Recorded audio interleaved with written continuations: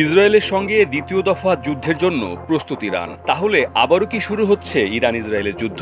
একথা আরও জোরালো হয় যখন ইরানের প্রেসিডেন্ট মাসুদ পেজেশকিয়ান নিজেই জানান ইসরায়েলের সঙ্গে দ্বিতীয় দফা যুদ্ধের জন্য ইরান প্রস্তুত। সম্প্রতি আল জাজিরাকে দেয়া এক সাক্ষাৎকারে একথা জানান ইরানের প্রেসিডেন্ট।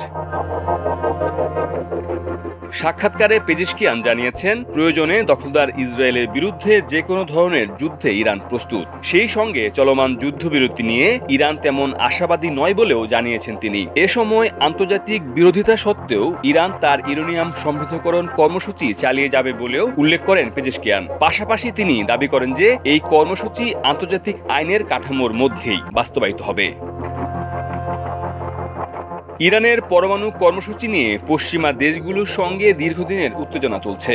যুক্তরাষ্ট্র ও ইইউ ইরানের উপর নিষেধাজ্ঞা জারি রেখেছে। অন্যদিকে ইরান দাবি করে আসছে তাদের কর্মসূচি শান্তিপূর্ণ উদ্দেশ্যে। সাক্ষাৎকারে পেজেশকিয়ান কঠোর অবস্থান নিলেও কূটনৈতিক সমাধানেরও ইঙ্গিত দিয়েছেন। তবে তিনি স্পষ্ট করে বলেছেন, আমরা আমাদের সার্বভৌম অধিকার ত্যাগ করব না। বিশ্লেষকদের মতে পেজেশকিয়ানের এই বক্তব্য ইঙ্গিত দেয় যে ইরান পরমাণু চুক্তি পুনরুজ্জীবিত করতে আগ্রহী, তবে দেশটি পশ্চিমা চাপের মুখে নতি স্বীকার করবে না। আগামী দিনগুলোতে এই ইস্যুতে কূটনৈতিক টানাপোড়েন অব্যাহত থাকতে পারে।